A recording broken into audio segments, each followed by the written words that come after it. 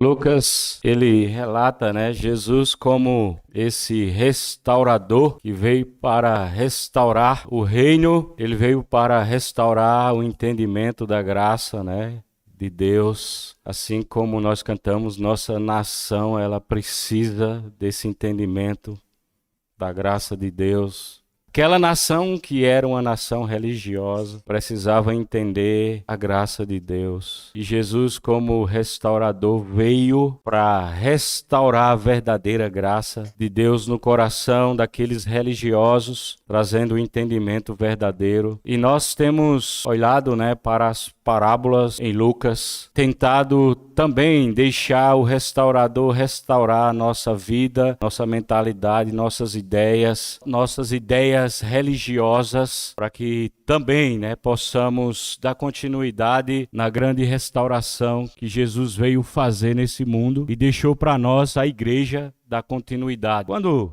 nós abrimos em Lucas, no capítulo 10, nós vamos ver Jesus num grande diálogo com pessoas importantes da época. E se você puder abrir comigo, para você entender um pouco, capítulo 10 de Lucas, versículos 25. Certa ocasião, um perito da lei levantou-se para pôr Jesus à prova e lhe perguntou: Mestre, o que eu preciso fazer para herdar a vida eterna? Então perceba que perito, um mestre da lei, Perito eram especialistas ou professores da lei que normalmente ensinavam, talvez no contexto de hoje seria os professores de aula dominical que estão ali dando aula, para os alunos, tentando ensinar princípios a eles. Se você lembra quando Jesus atingiu a idade de 12 anos e os seus pais começaram a procurar Jesus e não encontraram Jesus, e de repente eles encontraram Jesus aonde? No templo, porque aos 12 anos Jesus já estava apto para frequentar aquele ambiente, e os pais de Jesus começaram a ver Jesus ali debatendo com os professores, com esses homens aqui, os doutores da lei, aqueles que ensinavam os princípios da lei para aquelas pessoas naquela sala de aula. Jesus estava ali debatendo. Então eram pessoas que tinham um autoconhecimento com relação à lei. E esse doutor da lei, ele chega diante de Jesus com uma pergunta, e o texto é claro, Ele tinha uma intenção. A sua intenção não era simplesmente porque ele era alguém humilde e ele considerava Jesus o grande mestre e ele queria aprender de Jesus simplesmente. Não, ele queria colocar Jesus à prova. E claro, quando nós lemos os evangelhos, nós percebemos que Jesus atraía muitas dessas pessoas, sempre querendo colocar ele à prova, sempre provando ele, com perguntas, querendo colocar ele, em situações difíceis. E a gente vê que Jesus, sempre com a sabedoria de Deus divina, ele se sai dessas perguntas. E a pergunta que ele faz é: o que eu preciso fazer para ter a vida eterna? Nós sabemos, não era isso que ele queria. Não é o alvo dele. O alvo não era a vida eterna. Ele era um professor. Talvez ele pudesse até ter dúvida. Mas quando nós olhamos os próximos versículos, o 26, Jesus diz: o que está escrito na lei? Respondeu Jesus: como você a lê? Versículo 27, ele respondeu: ame o Senhor, seu Deus, de todo o seu coração, de toda a sua alma e de todas as suas forças e de todo o seu entendimento. E ame o seu próximo como a si mesmo. Ele sabia de cor. Ele não precisou dizer: opa, peraí, me dê um tempo aí que eu vou ali pegar a Torá, vou pegar ali o livro da lei. Me dê um tempinho aí que eu já volto. Ele sabia de cor. E ele citou, na mente dele ele tinha decorado, e ele falou o que a lei dizia. Mas veja comigo que no próximo versículo 28, disse Jesus: você respondeu corretamente, faça isso e viverá. Jesus disse: legal, você sabe o que é. E é impressionante porque esse mestre da lei, ele chega com uma pergunta para Jesus. E o que é que Jesus faz? E a pergunta é uma armadilha para pegar Jesus. E o que Jesus faz, mesmo sabendo da intenção, Jesus não diz assim, vai para lá, Satanás, cai fora, eu sei da tua intenção. Não, Jesus simplesmente lança outra pergunta. E ele responde bem. Então Jesus disse, você sabe, respondeu correto, nota 10, vá lá e faça isso, vai e faça. Jesus, sabe, mesmo sabendo da intenção, ele entra no diálogo com ele, ele conversa. Vai e faça o que você sabe que deve fazer. E quando nós olhamos, o versículo 29 diz, mas ele, querendo justificar-se, perguntou a Jesus, e quem é o meu próximo? Aí ele lançou uma pergunta, né? Peraí, ele sabia do que tinha a fazer. Jesus disse, vá, faça e você está indo bem. Agora, será que a resposta dele era mesmo sobre... Ele queria saber sobre a salvação? Será que a lei poderia salvar ele? A gente sabe que não. A lei nos salva. A lei não salvava. Nenhum homem conseguia cumprir a lei. Ele não conseguia. Mesmo que ele sabia de cor a lei, mas a lei não justificava o homem simplesmente. Por quê? Porque era impossível cumprir a lei. O único homem que cumpriu a lei foi Jesus. Ele não conseguia cumprir o que a lei fazia ou falava. Ele não cumpria. Nenhum ser humano, sabe, consegue cumprir a lei. Nenhum ser humano. Porque a salvação não é simplesmente um mérito nosso, né? Aquilo que eu consigo fazer. Eu sei que muitas vezes nós olhamos para essa parábola e o nosso entendimento é, se eu for bonzinho, misericordioso com os outros, né? Aí eu vou ser salvo, vou ter a salvação e etc. Mas não é essa a ideia da parábola. Não é essa a ideia. E nem era essa a ideia do que Jesus estava falando para aquele homem. Aquele homem, ele nunca ia ser salvo, porque ele nunca ia conseguir cumprir a lei. A lei não tinha esse objetivo, porque nenhum ser humano conseguia. Por exemplo, né, quando a gente vai, se você quiser ir comigo lá, quando a gente chega no livro de Gálatas, no capítulo 2, no versículo 16, Gálatas 2,16 diz assim, sabemos que ninguém é justificado pela prática da lei. Gálatas 2,16.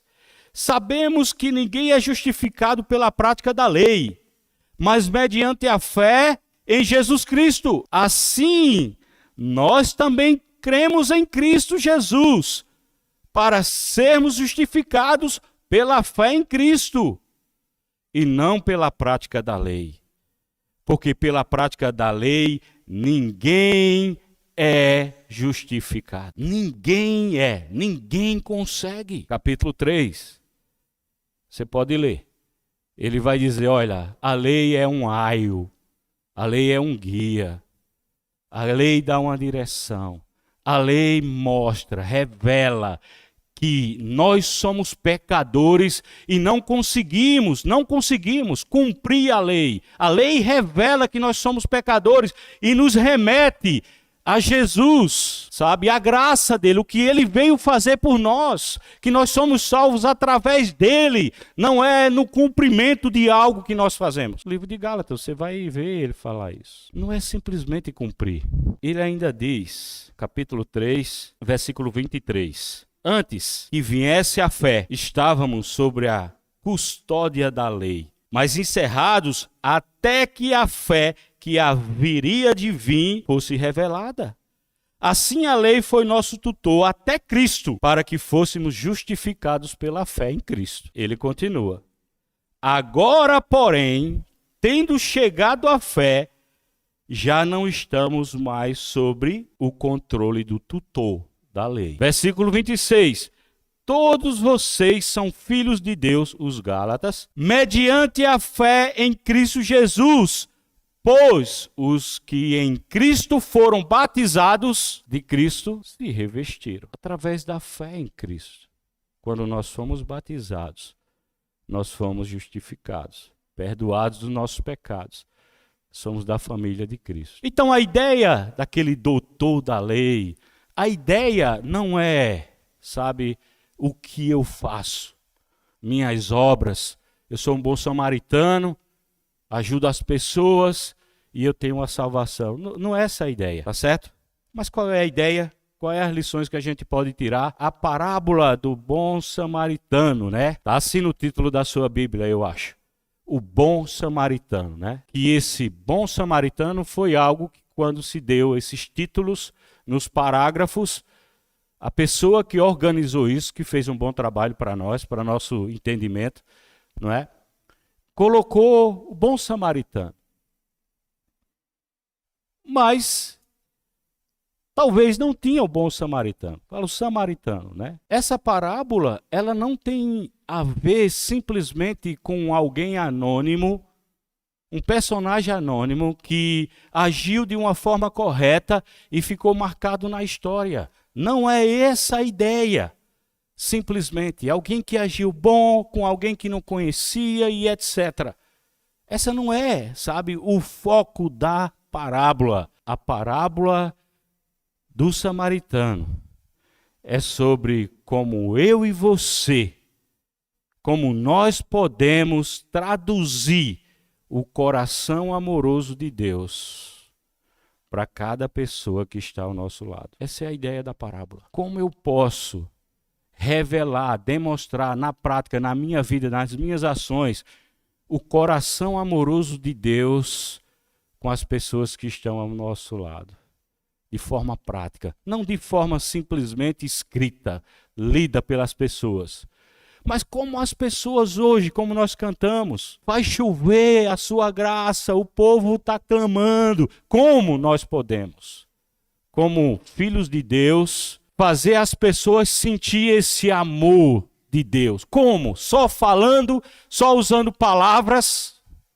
Não. Olhando para a atitude nessa parábola e deixando, sabe, essas atitudes também ser nossas atitudes na nossa vida. Para que as pessoas do mundo possam ver Deus com seu grande amor através das minhas práticas e das suas práticas. Essa é a ideia da parábola. Deus pode revelar o amor dele às pessoas através de mim e você. Ele pode restaurar a vida de pessoas através de mim e você. Quais são as lições? Vamos tentar tirar algumas lições para as nossas vidas. A primeira dela, Jesus começa a contar uma parábola para trazer a lição para aquele homem. Quando nós olhamos versículo 30 e 31, um homem, quando ele pergunta, quem é meu próximo então? Quem é meu próximo? Porque ele achava que amava a Deus. E Jesus é muito claro. Quando nós amamos a Deus, não tem como não amar o próximo. Então, você quer saber se eu e você, nós estamos amando a Deus? Como você tem amado o seu próximo? Como você tem tratado o seu próximo? Irmãos, isso serve para todos os nossos relacionamentos, tá? Isso serve para dentro da sua casa, da minha casa. Isso serve para nosso relacionamento entre irmãos. Isso serve para qualquer pessoa que nós estamos nos relacionando. Como nós estamos tratando um ao outro. Isso revela o amor que eu e você nós temos por Deus. Porque se eu falo que eu amo a Deus de todo o meu coração, mas eu trato o outro com ódio, com indiferença, olha, eu preciso rever esse amor que eu tenho com Deus. Eu preciso rever.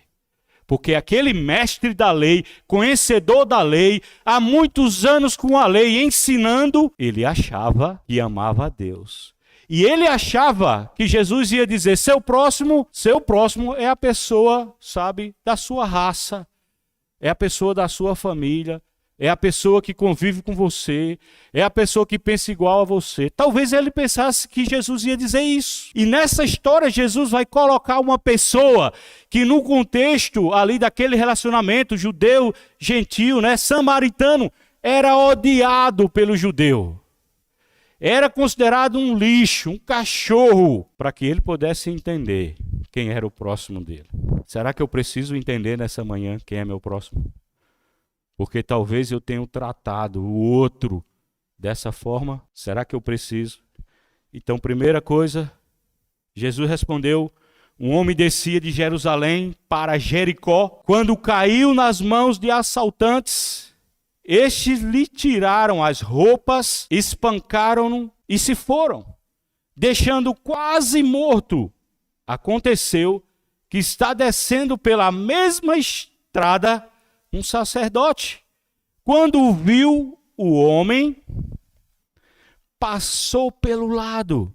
Assim também um levita, quando chegou ao lugar e o viu, passou pelo outro lado. 2 homens religiosos.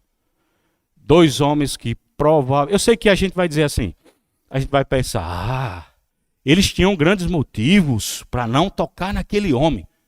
Com certeza, tinham bons motivos. Eles poderiam estar com medo. Tá com medo. Vai que esses assaltantes estão aí, esperando alguém, vai lá ajudar, de repente eles vêm e a gente é vítima também. Eles tinham razão, se tivesse esse medo. Talvez tenham vários motivos para não ajudar, mas não era motivo de se contaminar cerimonialmente, porque eles eram sacerdotes, tá certo? Porque o texto diz que o caminho, eles vinham de onde? Eles vinham de Jerusalém desciam de Jerusalém para Jericó. Então eles não estavam indo para o templo.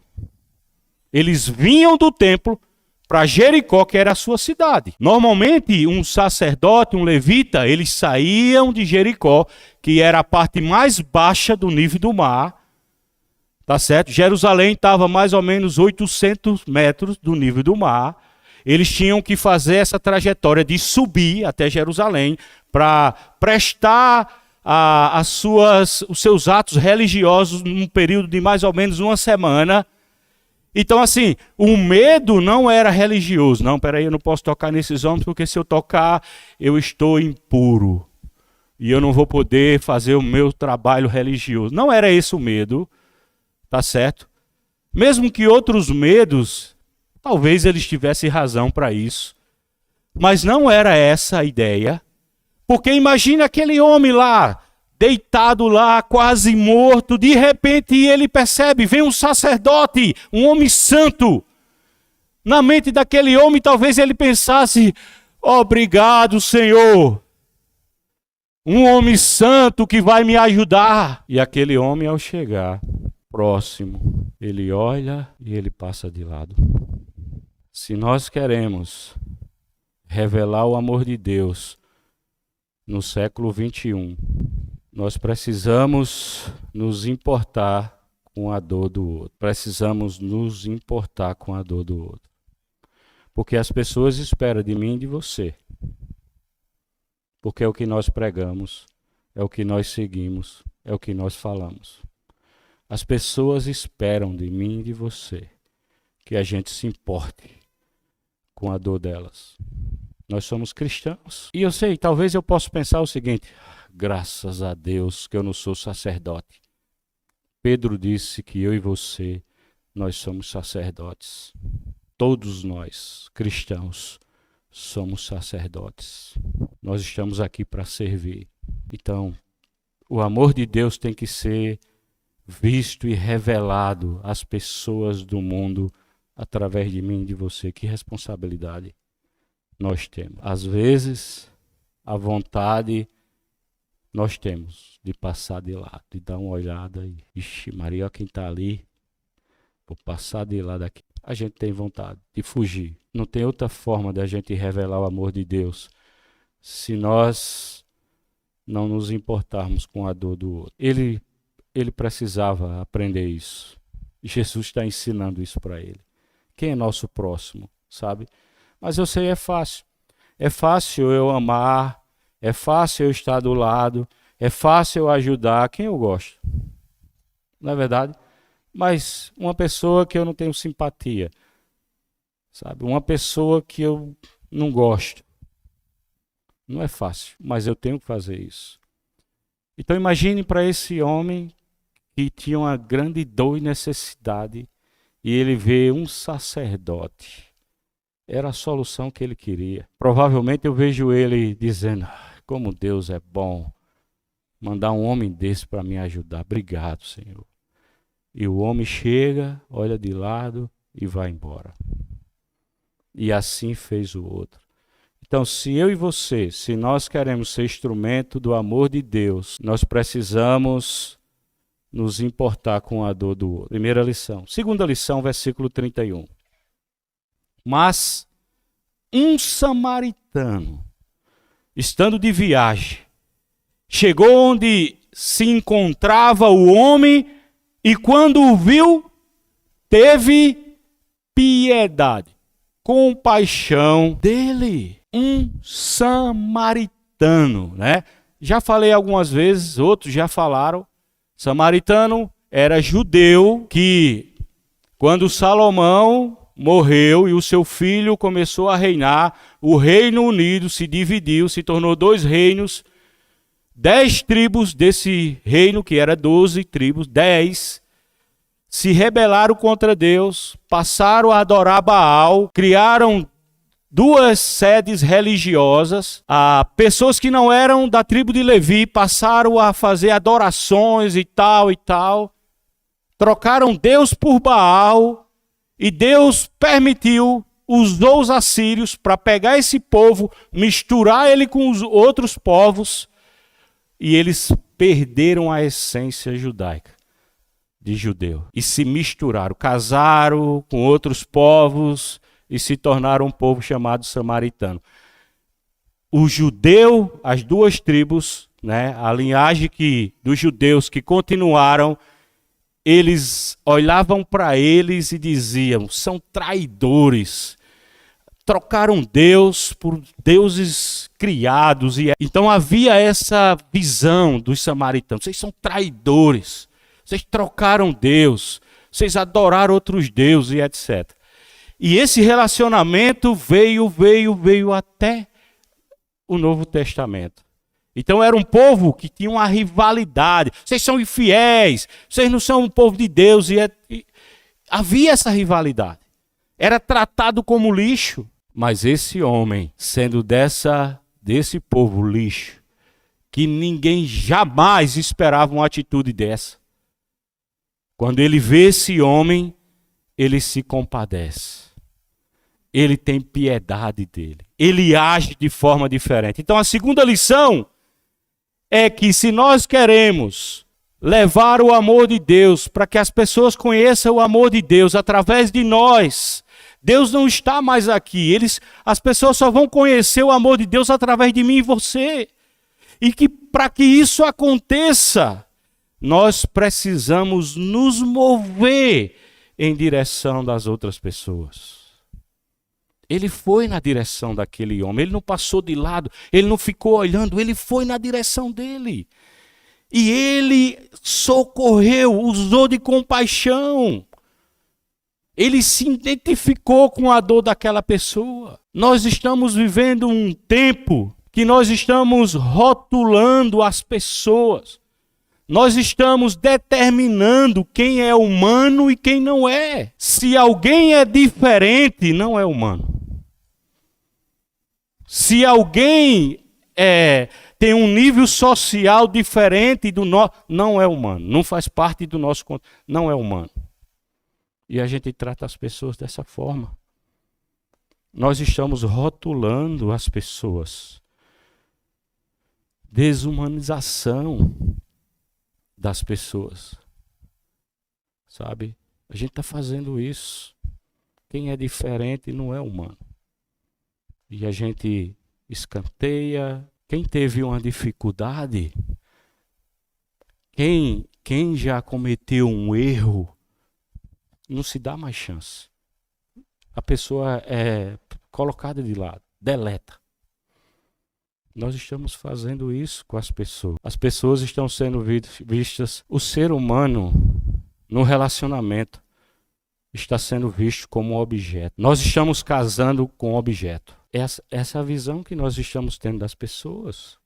O ser humano está se tornando um pedaço de carne, um pedaço de prazer. Nós estamos perdendo a visão do ser humano. Nós precisamos entender que não é isso que Jesus espera, sabe, de mim e de você. Nós estamos nessa terra para influenciar a compaixão de Jesus por onde a gente anda. João falou: se alguém afirma, eu amo a Deus, mas odiar o seu irmão, é mentiroso. Pois quem não ama seu irmão a quem vê, não pode amar a Deus a quem não se vê. Ele nos deu este mandamento: quem ama a Deus, ame também o seu irmão. Nós estamos vivendo um mundo de ódio. Quando a gente vê uma imagem no campo de futebol, as pessoas estão querendo se matar. O ódio é terrível. Uma coisa que era para gerar alegria, um divertimento nas pessoas, as pessoas estão se matando por causa da falta de amor, a falta da compreensão. E nós precisamos entender, sabe, que o ódio rouba de nós o amor de Deus. Então, como eu vou amar a Deus se eu estou odiando as pessoas? Ele diz, no versículo 34 e 35, aproximou-se, enfaixou-lhes as feridas, derramou nelas vinhos e óleo, que eram os dois instrumentos na época que tratava, que era como se fosse a medicina, o remédio da época, que cicatrizava, era o que eles tinham na época, era a medicina, né? A tecnologia ou a ciência da época.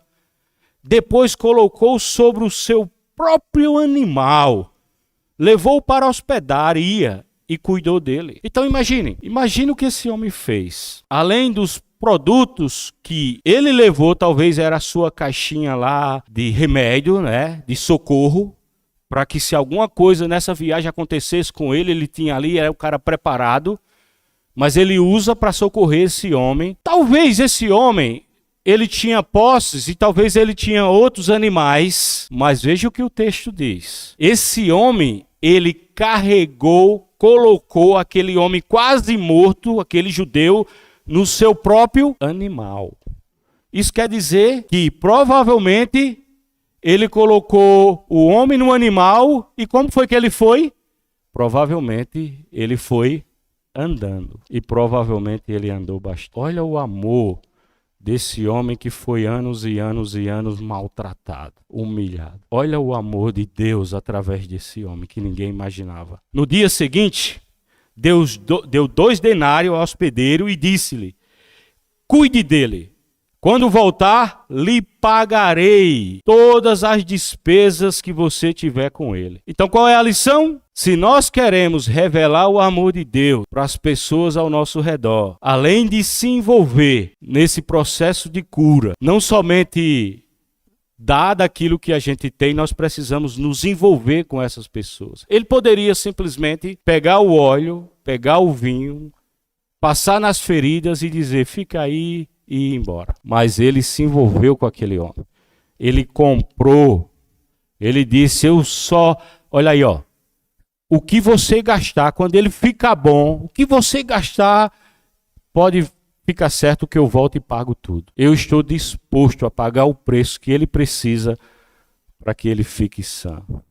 Então ele se envolveu com aquele homem, se envolveu com a vida dele. Ajudar é mais fácil. Tem alguém que está precisando, pegar um dinheiro, dar para aquela pessoa é mais fácil. Trabalho mais fácil, mas se envolva. Se envolva com a pessoa, fique com a pessoa, vá até a pessoa, sabe? Se envolva com a dificuldade daquela pessoa. Isso é mais difícil, às vezes a gente não quer.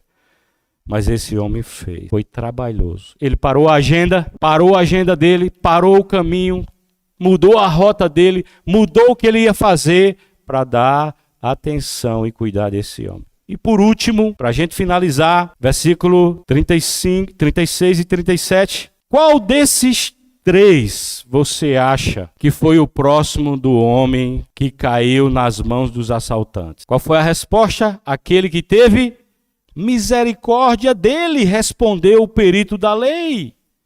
Jesus lhe disse, uma novidade? Não. Jesus disse a mesma coisa. Vá e faça o mesmo. O que Jesus diria para mim e você nessa manhã? Se nós estivéssemos precisando ouvir a mesma coisa. Será que Jesus ia dizer algo novo? Ou ele ia dizer, vá e faça o mesmo? Ou talvez nós vamos fazer a mesma pergunta para Jesus. Tá bom, mas quem é meu próximo? Será que nós vamos fazer essa pergunta para Jesus nessa manhã? Quem é meu próximo? Ou nós vamos sair daqui e vamos fazer aquilo que Jesus nos ensina? Nós podemos sair daqui pensando sobre essa parábola. Quem ama, se importa. Então, se nós queremos ser povo de Deus, a família de Deus, conhecida nessa cidade, que ama, nós precisamos nos importar com as pessoas. Quem ama se importa, quem ama se envolve. Nós precisamos se envolver na vida um do outro. Quem ama não apenas se envolve, mas quem ama vai contagiar a pessoa com esse amor que Jesus, o restaurador do verdadeiro amor, veio restaurar nessa terra. Só a igreja pode restaurar o amor no século 21. E só através da minha vida e da sua vida. Que Deus possa nos usar em nome de Jesus.